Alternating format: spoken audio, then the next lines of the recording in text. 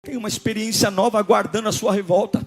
Tem uma experiência nova aguardando você bater na mesa e dizer: chega, basta, mas isso vai romper amizades, que rompa as amizades, mas isso vai tirar coisas preciosas, que tire, mas isso vai mexer no seu ministério, que mexa, mas isso vai tirar você dessa empresa, que tire. Eu não vou aceitar mais esse chicote estralando na minha cara e não fazer nada. Eu quero que você abra a sua Bíblia comigo no livro de Êxodo, capítulo 2, versículo 11.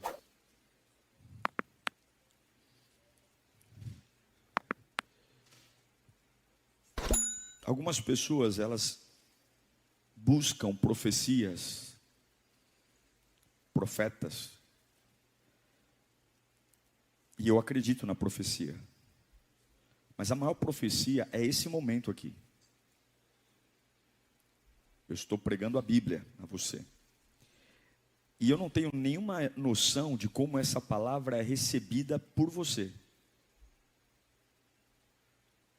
Deus me dá uma palavra, eu estudo, escrevo,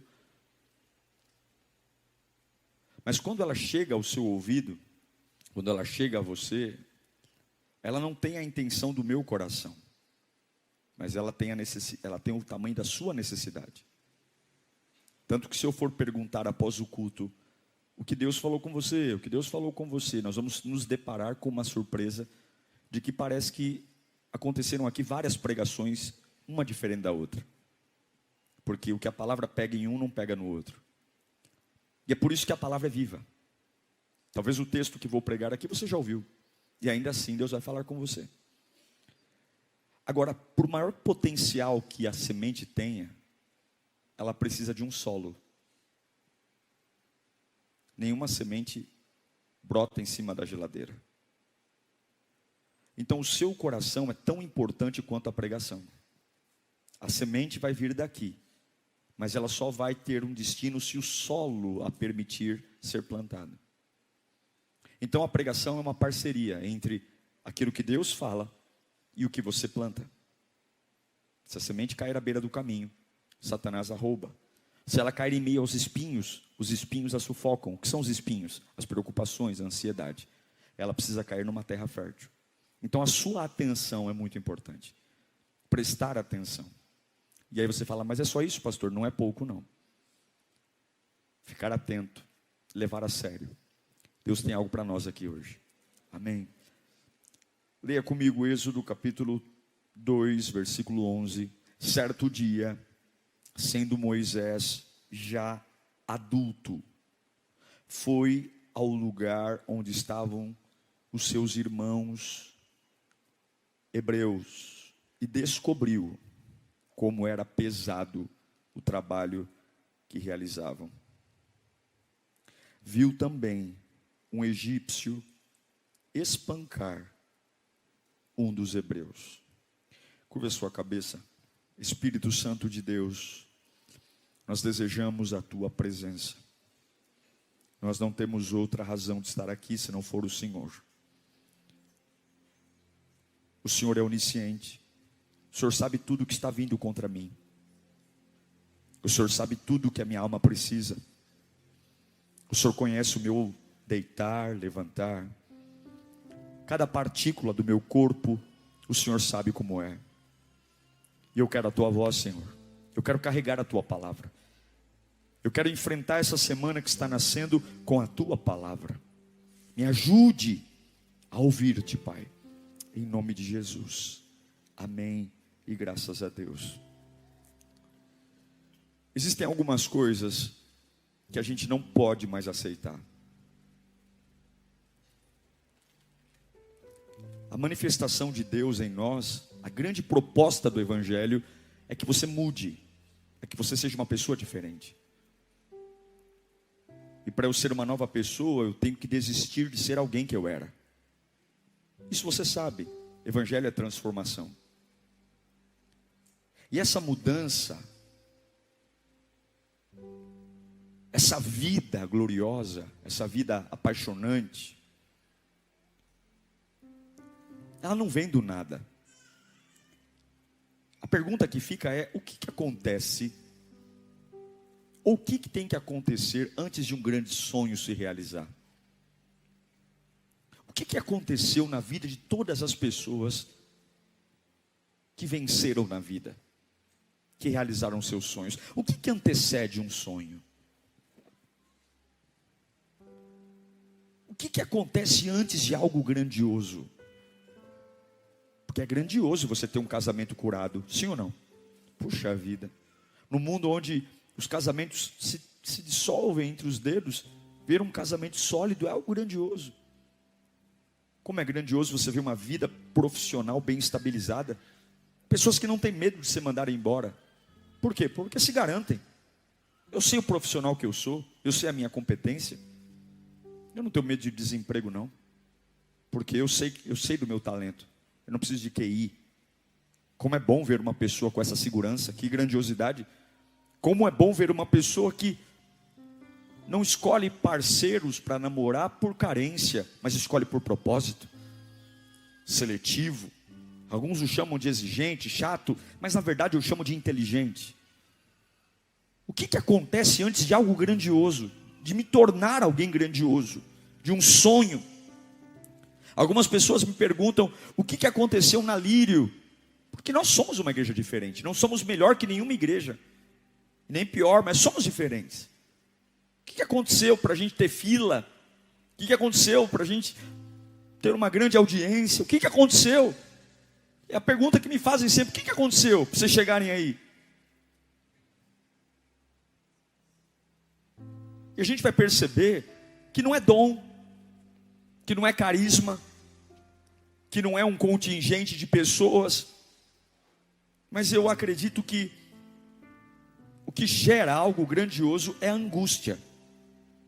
A angústia, aquilo que a gente não gosta, a gente odeia, a angústia. Mas a angústia, de alguma forma, quando ela é bem usada, ela desperta em nós algo que normalmente não seria despertado.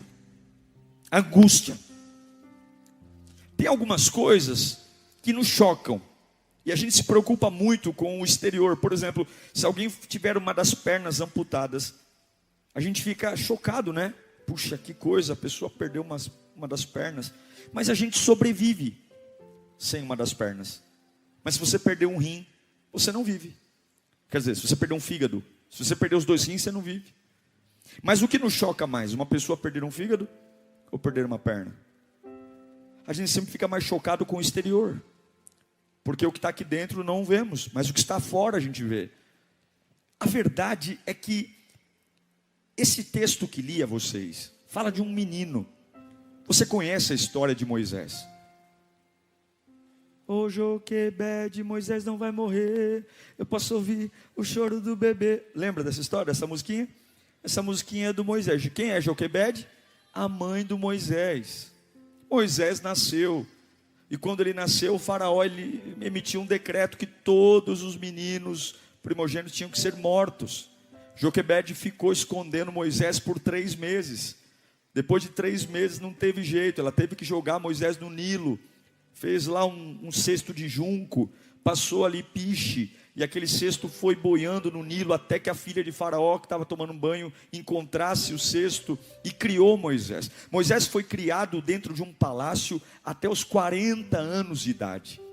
Ele foi criado vivendo do bom e do melhor, acostumado com riqueza, privilégio, luxo. Ele morava no maior país do mundo. Ele era e foi adotado pela família mais poderosa do mundo. Ele não era egípcio, mas ele era criado como um tal. No Egito, naquela época, toda a ciência, a medicina, o Egito era a maior potência do mundo em todas as esferas. Até hoje, as pirâmides do Egito são estudadas pela sua geometria, pela forma como elas foram construídas, os seus ângulos, a sua base de engenharia. Ele foi criado ali.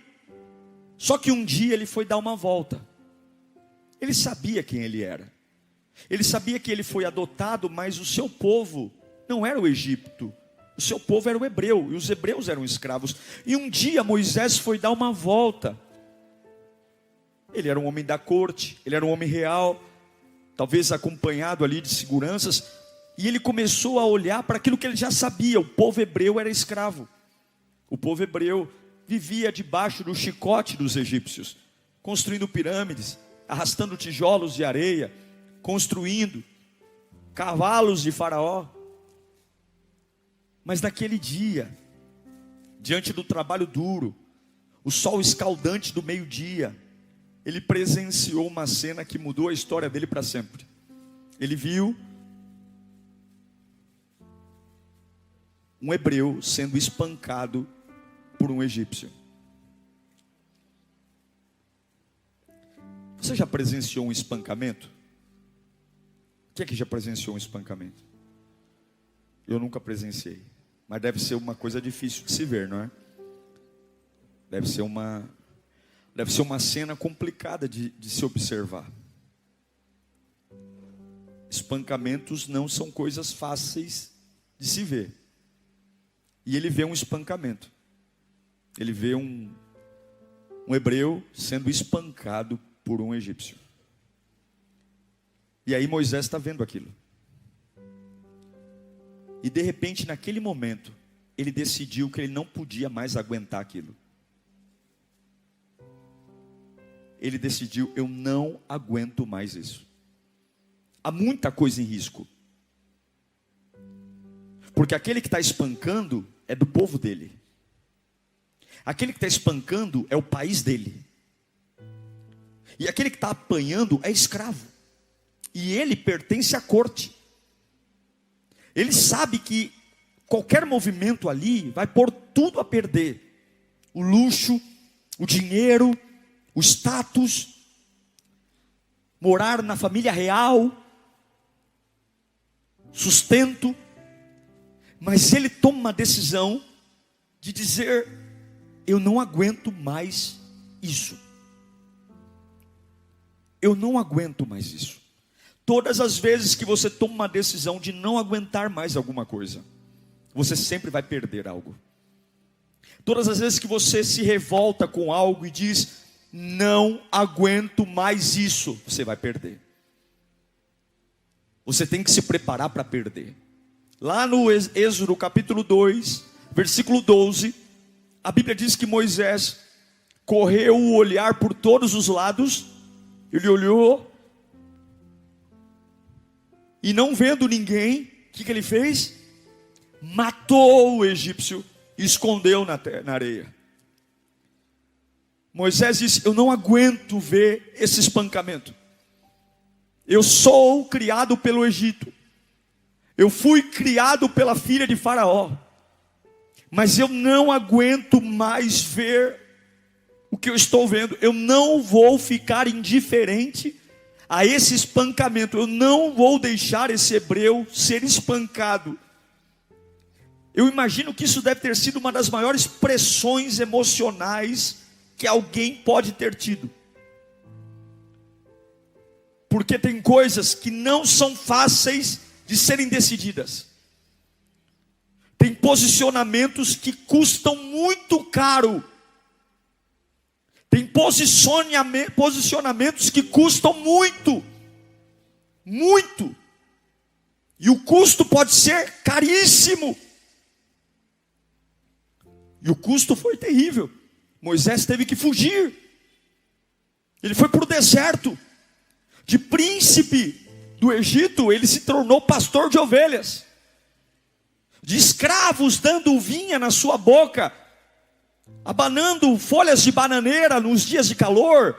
Ele foi recolher e foi lidar com um cocô de ovelha no meio do pasto. Pasto não, do deserto. Custou muito. A decisão dele custou dinheiro, status, riqueza. Mudou a casa, mudou o convívio, mudou a roupa, mudou tudo. Mas lá no capítulo 3 de Êxodo, lá no capítulo 3, quando ele já não era mais o príncipe do Egito, quando ele era só um simples pastor de ovelhas, e ele já estava pastoreando ovelhas por 40 anos, ou seja, ele tinha 80 anos. 40 anos como príncipe do Egito e 40 anos como pastor. Quando ele estava pastoreando ovelhas, longe do glamour, porque ele tomou uma decisão. Ele tomou. E de repente ele está cuidando das ovelhas e um arbusto pega fogo. Uma sarça. Sarça é uma árvore comum no deserto. É comum a sarça pegar fogo, é normal.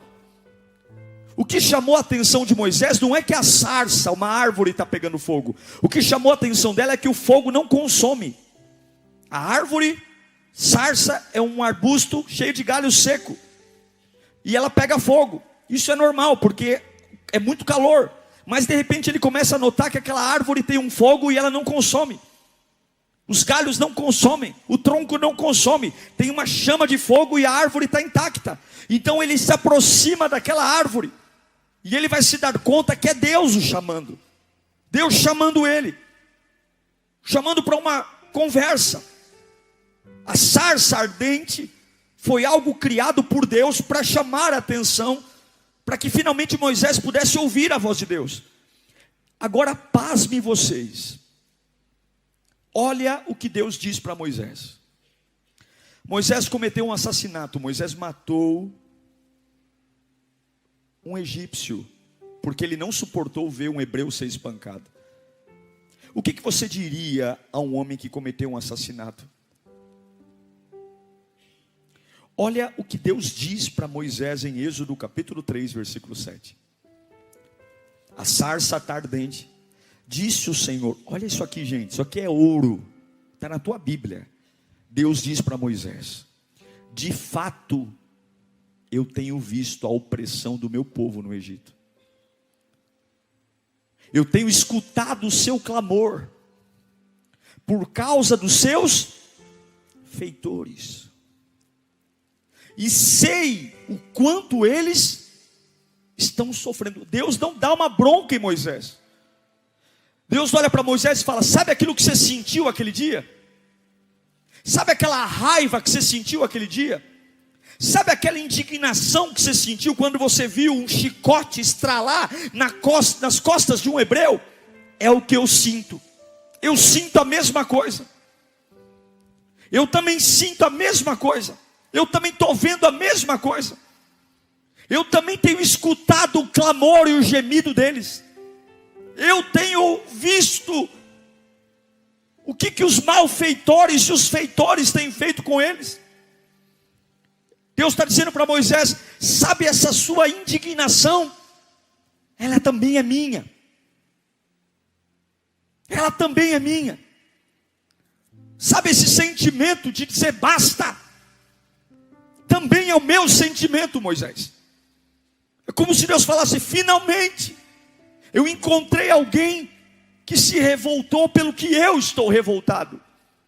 Nós achamos que o chamado de Moisés começou com a sarça ardente. Mas o chamado de Moisés não começou com a sarça ardente. O chamado de Moisés começou com a indignação.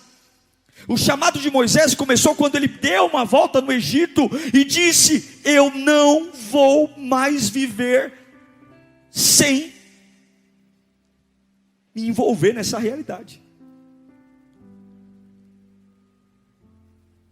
Moisés, o que te fez ter raiva naquele dia?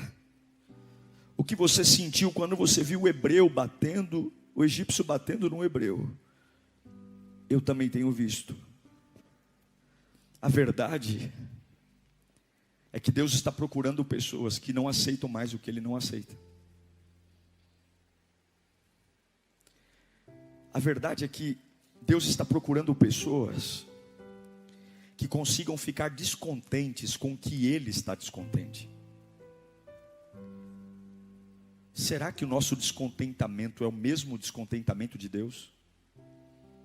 Será que nós conseguimos ficar com raiva das mesmas coisas que Deus também tem raiva? Das mesmas coisas que Deus não tolera?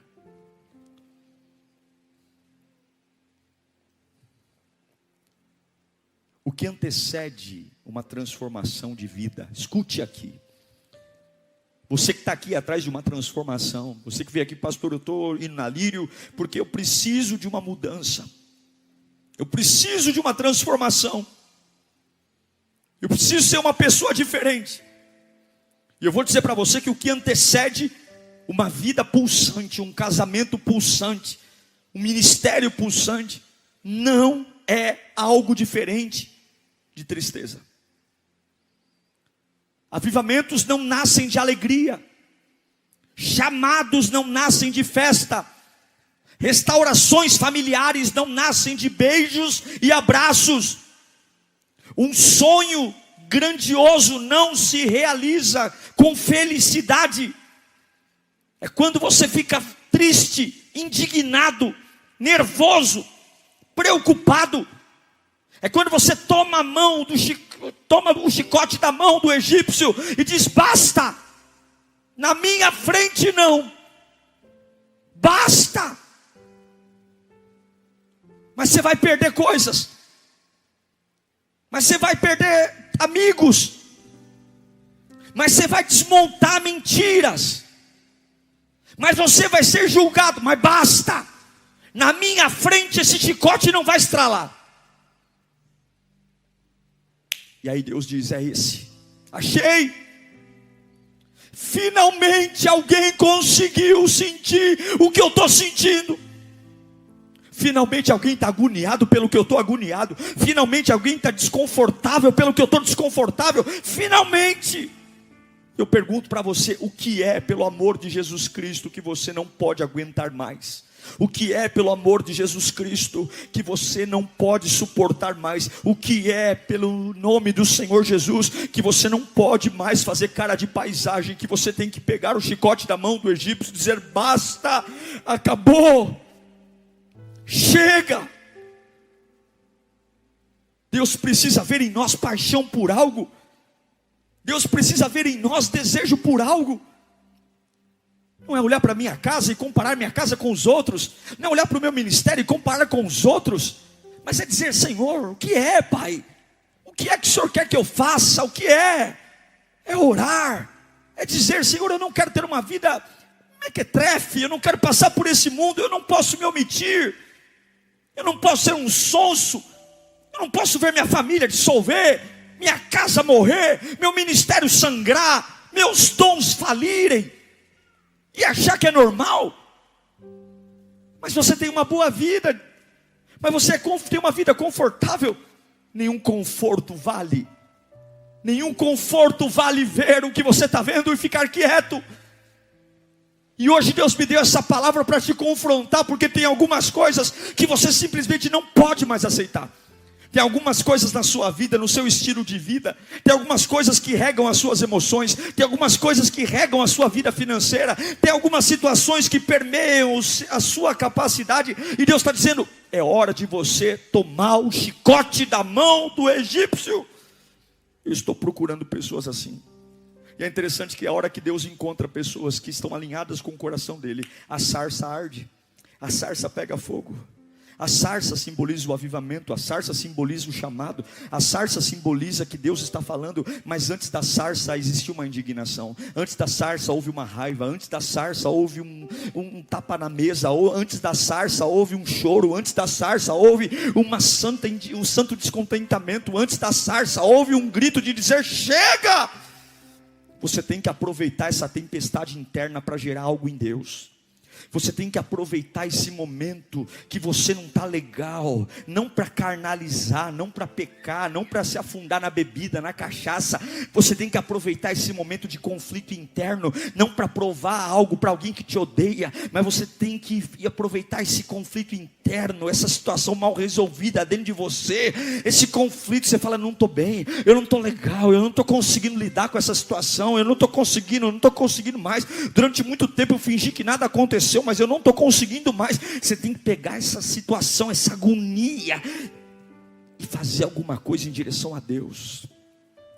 A maioria das pessoas desvia, porque a gente sempre achou que a manifestação de Deus é na alegria. A gente sempre achou que a manifestação de Deus é quando a gente sorri, mas não é. A chave para mudanças relevantes do coração do homem, as chaves que alinham você na vontade de Deus, é aquilo que Deus te frustra para despertar algo em você. É aquilo que Deus te frustra. Eu cresci a vida inteira ouvindo desculpa que igreja é vazia, que igreja é vazia, que igreja é vazia. Isso me frustrou tanto que eu comecei a orar ao contrário. Já contei isso para vocês aqui. Eu ouvia dos meus líderes: não, igreja boa é a igreja de centro, igreja que lota é a igreja do Brás, aqui Itaquera é longe de tudo, o pessoal chega cansado do serviço, ninguém vai para a igreja, culto de semana em periferia não dá certo. E ao invés de dizer é assim, eu fiquei com raiva. Eu comecei a orar e disse: se Deus lota deserto, nós temos tudo. A gente tem banco, a gente tem som, a gente tem ar-condicionado, a gente tem tudo. E aí passam aqui na Lírio, não é por minha causa não, passam aqui na Lírio e vêm em fila de 2 horas antes do culto começar. O culto é às 8, 6 da tarde numa quinta-feira tem fila. Por quê? Porque ao invés de aceitar o que todo mundo diz, eu fiquei indignado. Deus não tem filhos prediletos, Deus não ama um mais do que o outro, Deus não tem filhos escolhidos, Deus apenas capacita aqueles que se permitem ser capacitados. E Deus me trouxe aqui para dizer, em nome de Jesus, tem uma experiência nova aguardando a sua revolta, tem uma experiência nova aguardando você bater na mesa e dizer: chega, basta, mas isso vai romper amizades, que rompa as amizades, mas isso vai tirar coisas preciosas, que tire, mas isso vai mexer no seu ministério, que mexa, mas isso vai tirar você dessa empresa, que tire. Eu não vou aceitar mais esse chicote estralando na minha cara e não fazer nada. Eu não vou aceitar. Eu não vou aceitar mais meu filho ir para as drogas e não fazer nada. Eu não vou. Essa é a chave para a mudança. Eu repito, o ministério de Moisés não começa quando a sarça pega fogo. O ministério de Moisés começa quando ele vê o hebreu sendo espancado e ele não aceita. Quando o descontentamento toma conta dele, quando a raiva, aquilo que normalmente, escute, algumas pessoas me perguntam assim: pastor, como é que eu descubro para que eu existo? Como que eu descubro o meu chamado? Eu diria a você: procure o seu chamado no meio das suas frustrações. Procure o seu chamado no meio das suas reclamações. É muito provável que Deus fez você para resolver aquilo que você reclama. Porque aquilo que você reclama é porque é importante para você. Você só reclama daquilo que te incomoda, e se te incomoda é porque tem valor. Se te incomoda é porque você vê valor naquilo. E eu diria para você que o seu chamado está onde você reclama. O que mais tira você do sério, o que mais deixa você incomodado, o que mais deixa você pistola da vida, o que mais deixa você quase encapetado quando acontece. Essa é a área do teu ministério. Essa é a área. Foi matando um egípcio que Moisés se transformou no maior libertador de todos os tempos. Aquilo que normalmente te frustra, que cria tempestades internas, crises internas, vai gerar um ativismo em você. E Deus me trouxe aqui para dizer: há algo que você não pode mais aceitar. É o que Davi viu. Davi vai levar marmita para os irmãos. Golias está gritando: não tem homem aí não, o Deus de vocês é fraco. 40 dias Golias grita, 40 dias e não tem ninguém. Meninos que vão para o exército com 12 anos, com 12 anos aprendem a manusear uma espada, mas Golias impõe um medo, um terrorismo. Golias desafia o rei Saul, está guardado dentro da cabana, ninguém enfrenta. 40 dias, e o pastorzinho de ovelha vai pegar, levar marmita para os irmãos que são treinados para a guerra, seus irmãos velhos, guerreiros, e um gigante humilhando. Quando Davi ouve aquelas humilhações, há um descontentamento, há uma raiva nele. Ele não é o melhor, ele não é o mais alto, ele não é o mais treinado, ele não é o mais hábil, ele não é o mais capaz, ele nunca guerreou, ele não é, mas ele está com vergonha. Ele está dizendo: eu não posso voltar para minha casa deixando esse desgraçado do Golias, esse vagabundo falar o que está falando. Eu não posso. E se ninguém aqui tem coragem, eu vou. A armadura de Saul não serviu, a espada de Saul era pesada demais. Ele vai no riacho, pega pedra, pega funda e mata. Por que Golias cai? Porque Deus ama olhar para alguém que está descontente com aquilo que ele está descontente. Quer viver milagre? Alinhe-se com o céu. Quer viver milagre? Comece a perguntar: Senhor, o que o Senhor quer que eu fale? Onde o Senhor quer que eu vá? Qual luta? Quantas lutas idiotas a gente trava? Quantas conversas inúteis? Quantas brigas banais? Quando existem brigas que o céu está esperando alguém dizer: finalmente, finalmente eu encontrei um Davi, que eu posso fazer ele cortar a cabeça de um gigante. Enquanto o filisteu zombava de Deus, enquanto o filisteu zombava, ninguém fazia nada. Mas Davi sabe: eu não posso voltar para casa depois de ouvir o que eu ouvi. Eu não posso voltar para casa depois de saber o que eu acabei de saber. O que gerou o avivamento em Davi? A raiva, a indignação, descontentamento. Um homem descontente, alinhado com Deus, uma pedra e um estilingue na mão, vira arma nuclear. Lembra de Neemias? Neemias era um copeiro. Ele toma a bebida antes do rei para ver se tem veneno. Ele come a comida antes do rei para ver se tem veneno. Se ele sobreviveu, o rei come. Se ele morreu, o rei troca a comida e troca o copeiro. Quando Neemias ouve que os muros de Jerusalém estão derrubados, os muros estão no chão, a Bíblia diz que ele chora, ele se lamenta. Ele não tem nada a ver, ele está morando na Síria, quilômetros e quilômetros de distância, mas ele chora. Os muros estão derrubados, é uma tragédia, é o meu povo, a minha terra natal. Neemias tem uma avalanche dentro dele de raiva, de choro, de dizer: não é possível, não é possível ali em Jerusalém, não, eu não consigo fingir que nada está acontecendo. Ele entra na sala do rei para servir o rei olha para ele e fala: o que aconteceu, rapaz? Eu nunca te vi assim abatido, eu nunca te vi. E ele vai contar por quê? Porque não dá para fingir que nada aconteceu, não dá para fingir, tem uma coisa que não dá para eu aceitar, não dá. Sempre tem algo que você não pode mais aceitar. Sempre tem algo que você não pode mais suportar. O céu tem uma expectativa de uma santa revolta. O céu tem uma expectativa para a gente jogar essas orações Nutella no lixo e começar a fazer orações sérias, tocar em pontos cruciais da nossa vida. E eu pergunto para você: quais são as coisas que não devem continuar na sua vida a partir de hoje? O que é que tem que acabar agora? Agora. Você está esperando quem? Quem chorar por você? Quem se revoltar por você? No mundo egoísta, onde cada um só olha para o seu umbigo. Quem? Está esperando intercessores? O que você não pode mais aceitar? Que estilo de vida? A maioria de nós, quando está desconfortável, diz: eu preciso de folga. Eu estou muito mal, eu vou maratonar na Netflix. Hoje eu não estou para ninguém, hoje eu vou sofá, pipoca e filme. Ninguém fala comigo. Porque a hora que a gente não está mal, a hora que Deus nos dá um descontentamento, a gente logo quer fugir, distrair.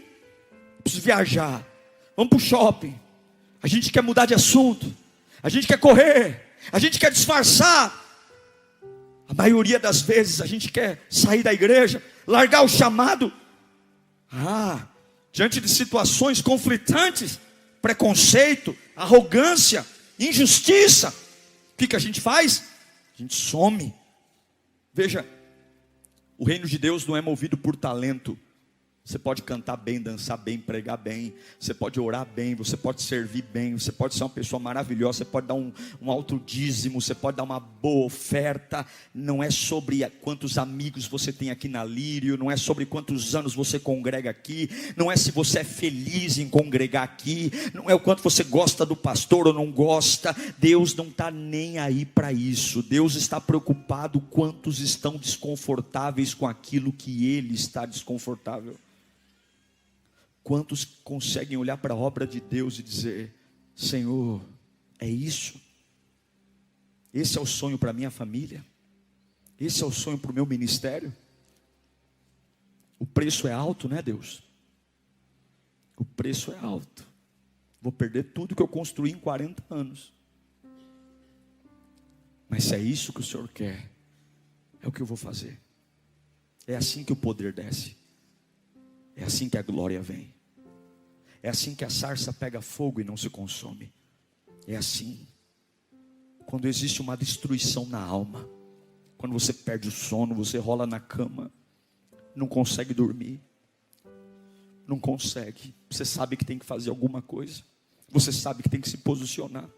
Você sabe que tem que ter uma conversa difícil. Você sabe que não está legal. Você sabe que tua vida não está indo para um lugar legal. Você sabe que pode ser melhor. Você sabe que Deus pode te usar mais. Você sabe que tem coisas que se você agisse mudariam tudo. Você sabe que poderia trabalhar mais. Você sabe que poderia ser mais paciente. Você sabe que poderia enfrentar isso de um jeito melhor.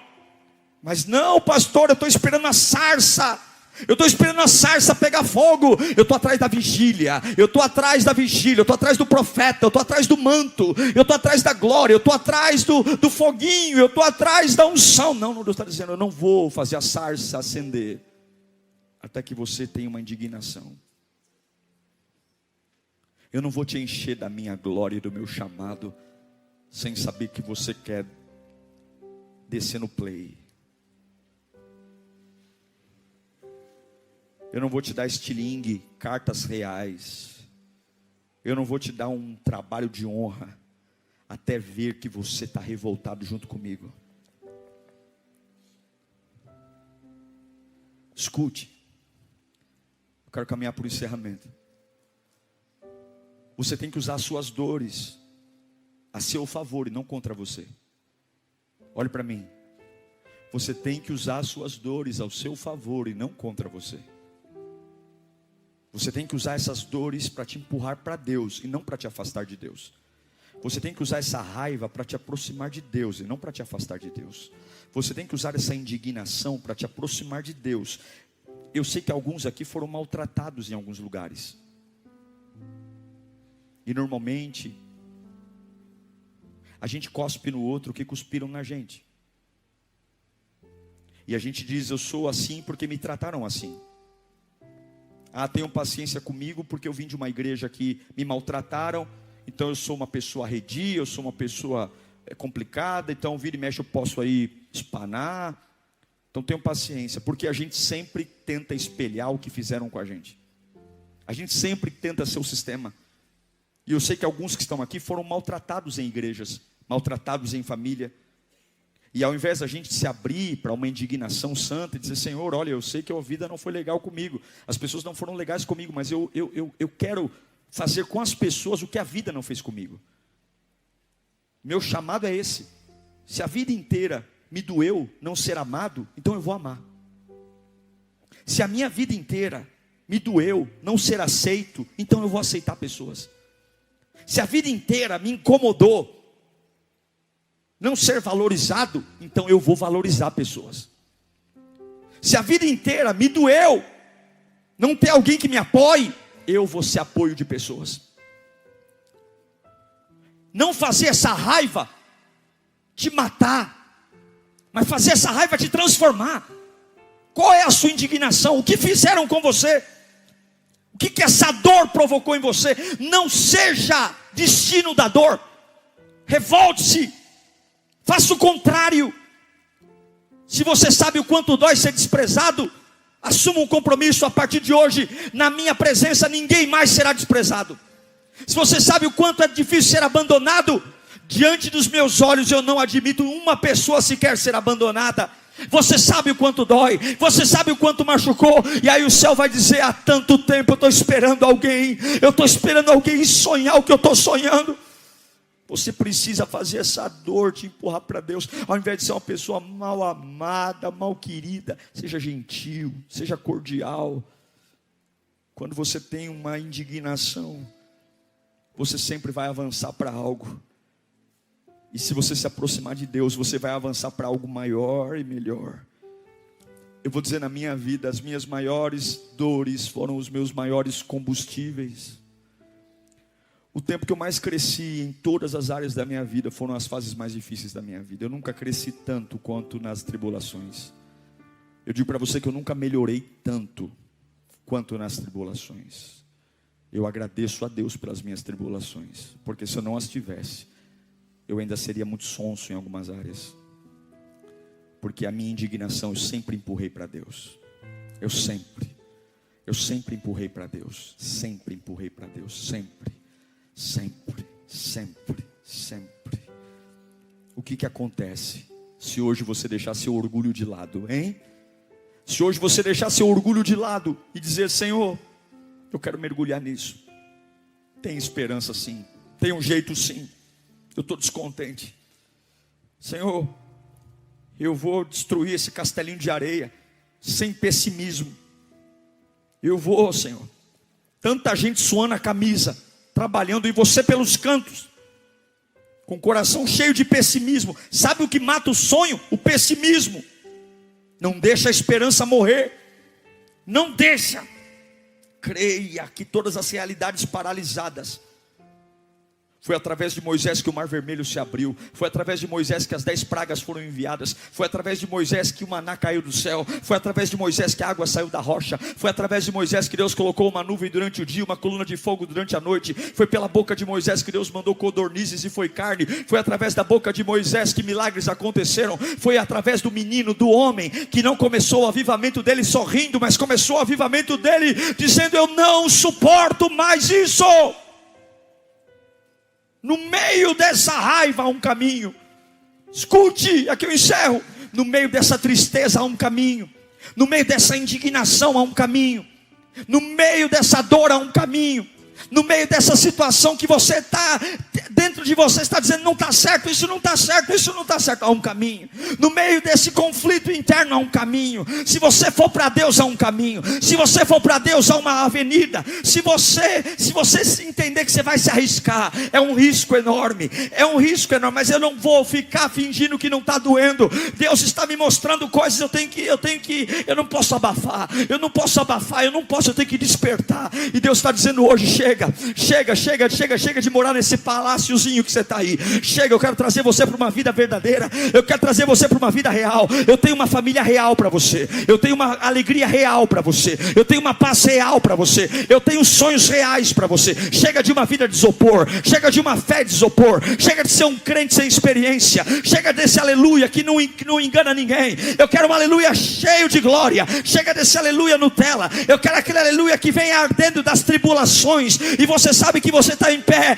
porque o Senhor tem te sustentado. Você não está aqui porque você gosta, não. Você está aqui porque você é compromissado com Ele. Você é casado com Ele. Jesus é a sua vida e a sua vida é Jesus. Jesus é tudo para você. Jesus te fez largar tudo. Eu largo o Egito, eu largo amigos, eu largo o que for. Eu só sei de uma coisa: eu quero agradar o coração dele. Não é o coração da minha mãe, do meu pai, do meu marido, da minha esposa, do meu filho, da minha filha. Eu quero agradar o coração de Deus. O que o Senhor quer que eu faça? Onde o Senhor quer que eu vá? O que o Senhor quer que eu fale? Qual é a posição que o Senhor quer que eu tenha? Como é que o Senhor quer que eu trabalhe? Como é que o Senhor quer que eu te sirva? Eu não estou nem aí se vão me julgar. Eu não estou nem aí se eu vou perder tudo. Mas agora não tenho vinha na boca. Agora não tem escravo me abanando. Agora eu sou pastor. Eu prefiro estar num deserto como pastor alinhado com Deus, do que num palácio longe da presença daquele que me conhece e me sustenta. Não tenha medo, porque o deserto com Deus é palácio, e um palácio sem Deus é deserto. Em nome de Jesus, levanta sua mão para cá. Deus vai te confrontar. Os próximos dias serão dias de conflitos internos. Os próximos dias serão dias de decisões seríssimas que você vai tomar, e essas decisões te farão perder. Vão perder pessoas, perder dinheiro, perder posições. E Deus está falando: eu não vejo a hora de você virar um homem corajoso, uma mulher corajosa, que eu estou prestes a acender a sarça. Eu estou prestes a acender a sarça. Eu estou prestes a acender a sarça. Eu estou prestes a acender a sarça. Eu estou prestes. Aleluia. Queria orar por você. Esqueça esse evangelho triunfalista. Jesus já disse que nós somos mais do que vencedores. O que significa mais que vencedor? O vencedor é aquele que luta e ganha. O mais que vencedor é aquele que antes de lutar já sabe que ganhou. Jesus já disse: antes de você lutar, tenha uma certeza, você vence. Mas eu só preciso que você esteja alinhado comigo. Quando a gente fala aqui, esse momento que a gente tem de oração depois do louvor, é um momento importantíssimo. A gente fecha o olho, a gente ora. A gente precisa colocar nossas indignações no altar de Deus. A vida que a gente ainda não tem, a alegria que a gente ainda não tem. Você não pode fingir que é normal ser infeliz. Não é normal, não. Um vazio desgraçado na alma. Acordar de manhã na segunda-feira e não ter pelo que lutar, pelo que viver. Só deixa a vida levar. Você não pode estar casado com uma pessoa e ser infeliz. Isso não é vida, não. E eu não estou falando para você separar, não. Você tem que se indignar. Você tem que se indignar. Deus, o Senhor me deu uma esposa, o Senhor me deu um marido. Eu quero ser completo nesse casamento. Eu vou me posicionar. Eu vou para cima. Senhor, eu não sou mais burro que ninguém, não. Estou cansado de contar moeda. Estou cansado. Mas não é se revoltar só com bravata. É atitude. É obedecer. Moisés não ficou revoltadinho. Moisés tomou o chicote e agiu. Toma o chicote. Vai ser um dizimista, vai ser um ofertante, vai ser um voluntário, vai servir a Deus, vai largar o pecado, vai largar o velho homem, vai largar essas amizades tóxicas. Sai de cima do muro. Sai de cima do muro.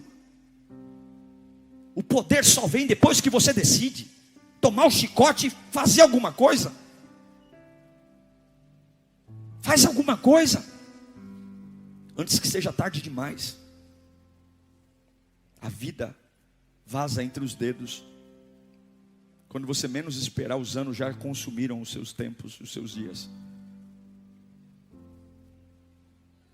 Não espere ser tarde demais para você descobrir que tinham coisas que você nunca deveria ter aceitado na sua vida. Não espere ser tarde demais para você cair a ficha de dizer: eu deveria ter me posicionado, eu deveria ter arrumado aquilo. Se essa palavra está sendo pregada aqui hoje, é porque ainda há esperança. Se o meu Deus está falando com você, se Ele está chamando a sua atenção, é porque ainda há esperança. Ele ainda pode mudar tudo na sua vida. Quero que você feche os olhos. Qual é a situação que você não vai aceitar mais na sua vida? Você tem que responder isso para você. O chicote do inimigo está estralando. O chicote do inimigo está estralando. Eu sei que é uma zona de conforto.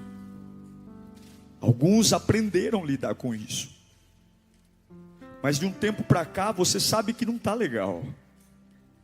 De um tempo para cá você sabe que coisas não estão se encaixando como eram antes. Você começou a dormir um pouco pior. Um amargo na boca. Você começou a ter alguns momentos que você fala: eu não estou bem. Angústia, um incômodo.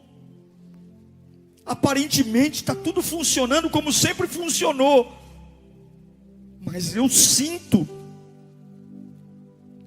que tem alguma coisa fora do lugar. Eu sinto que Deus está me chamando, porque alguma coisa tem que ser feita.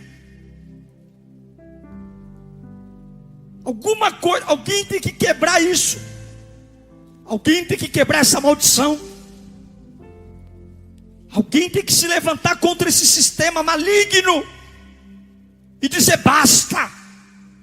O preço é alto, porque há muito tempo o diabo está reinando. Há muito tempo o chicote está estralando e ninguém teve coragem de tomar o chicote da mão do egípcio. O preço é alto. O preço é alto. Porque o preço da vitória é alto. O preço da cura é alto. O preço da libertação é alto. Não pensa que você vai vir um culto aqui e vai sair daqui curado. Não vai. Porque ninguém destrói a vida num dia e ninguém restaura a vida num dia. É luta. Tomar o chicote custa tudo. Mas a hora que o céu te vê, vai chegar um dia na sua vida que a sarça vai pegar fogo, e Deus vai falar: tira a sandália dos teus pés, Moisés, porque quem veio falar contigo sou eu mesmo, aquele que fez a vida, aquele que deu tudo a você. Eu vim aqui. Você acha que não sabe falar? Você acha que é...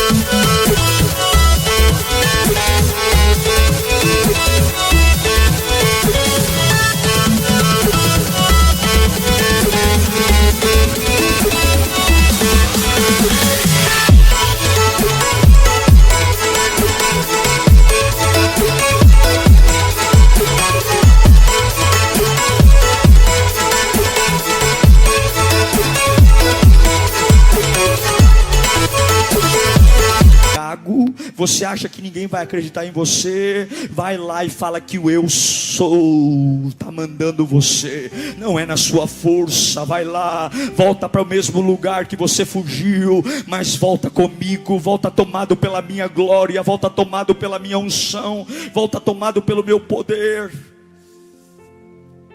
Quero que você diga para Deus: qual é a sua revolta? Qual é? O que é que a partir de hoje, qual é a farsa? Qual é o legado, o ciclo que é quebrado hoje? Pastor, minha casa vai ficar de perna para o ar. Que fique.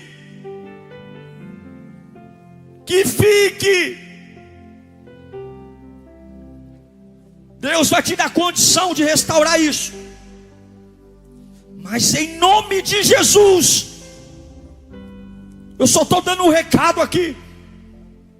Você precisa parar de aceitar algumas chicotadas do inferno. Na minha frente não. Pai, eu oro pelo teu povo.